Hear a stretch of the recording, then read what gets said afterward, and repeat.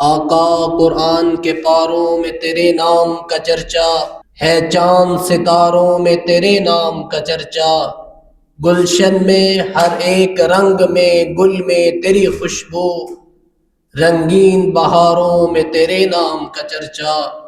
کہتا ہے کمر پھر کبھی اٹھے جو انگلی، کہتا ہے کمر کہ پھر کبھی وہ انگلی جو اٹھائیں، انگلی کے اشاروں میں تیرے نام کا چرچا۔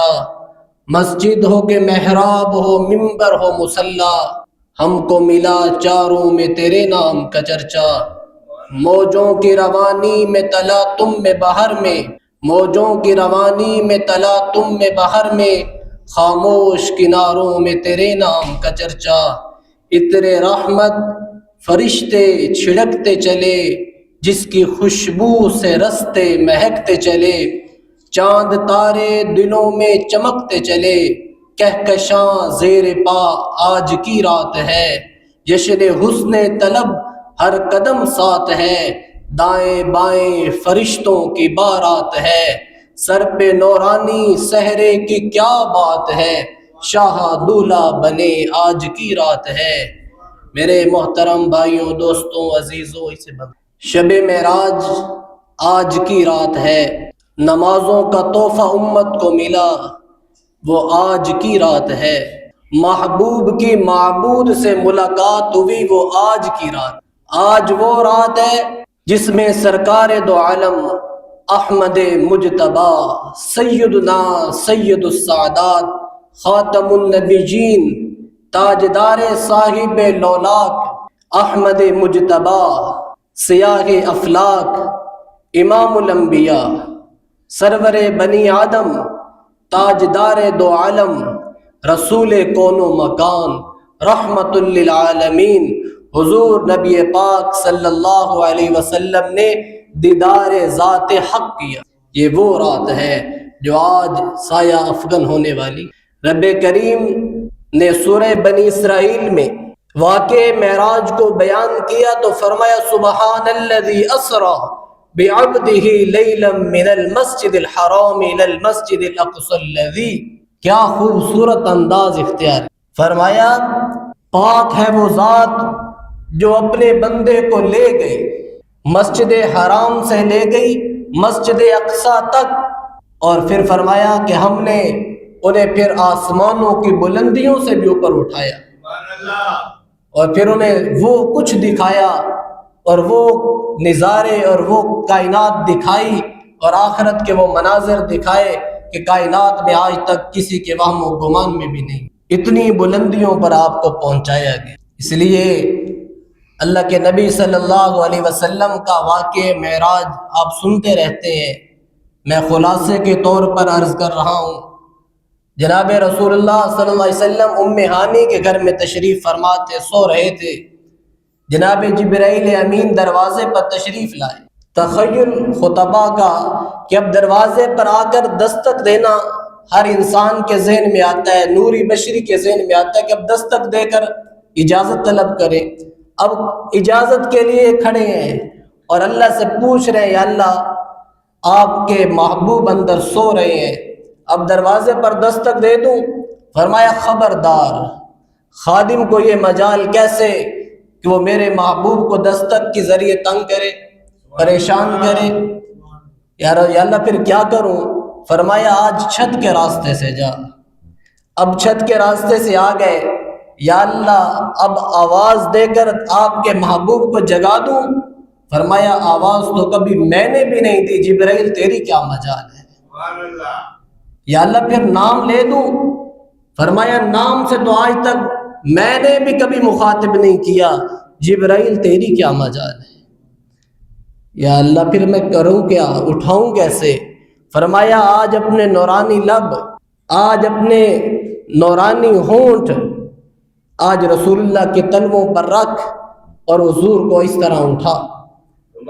جب جناب جبرائیل امین فرشتوں کے سردار جب رسول اللہ صلی اللہ علیہ وسلم کے قدمین میں بیٹھے اور حضور کی تلیوں پر اپنے ہونٹ رکھے اور اللہ پوچھ رہے ہیں جبرائیل اٹھایا نہیں؟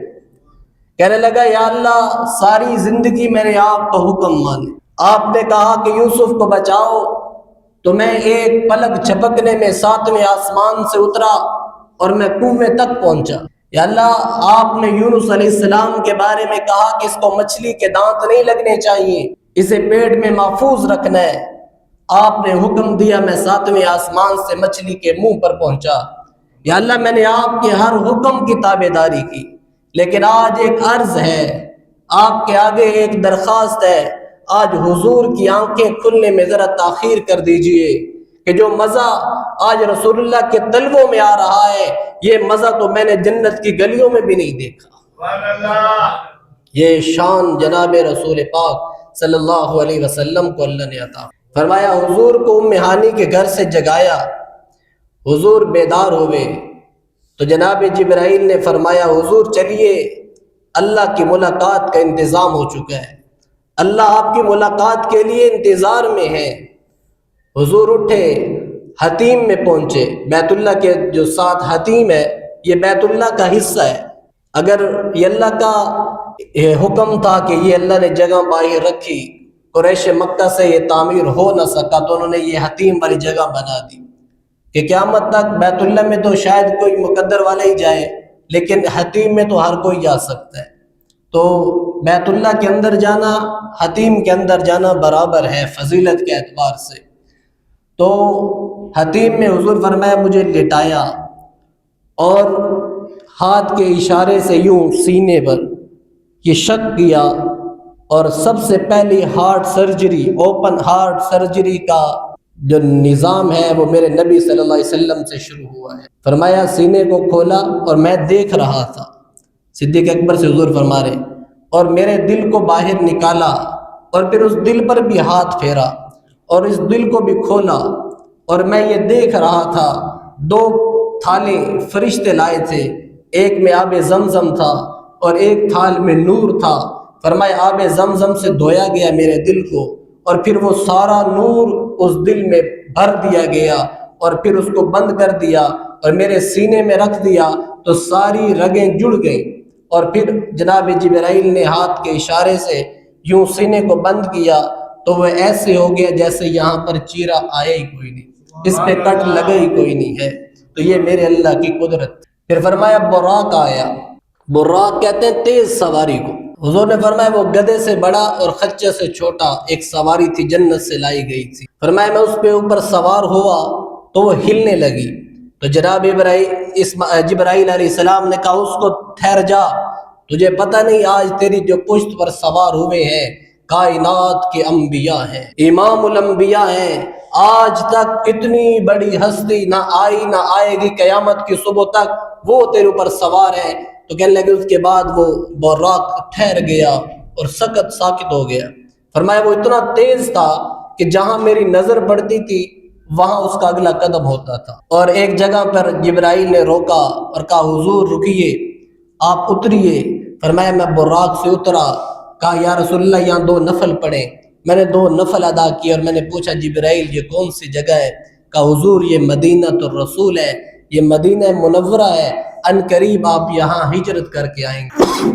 پھر اس کے بعد آپ سوار ہوئے اور پھر ایک جگہ پر آپ نے روکا، جبرائیل امین نے، آپ براق سے اترے اور کہا یا رسول اللہ صلی اللہ علیہ وسلم یہ وہ جگہ ہے جہاں پر جناب ابراہیم علیہ السلام پیدا ہوئے، یہ جائے پیدائش جناب ابراہیم علیہ السلام ہے، یہاں بھی 2 نفل ادا کریں۔ وہاں حضور نے 2 نفل ادا کیے، پھر آپ براق پر سوار ہوئے اور آپ جب آگے گزرے تو تیسرے مقام پر جناب جبرائیل نے روکا اور حضور رکے اور آپ کو کہا حضور اتریے۔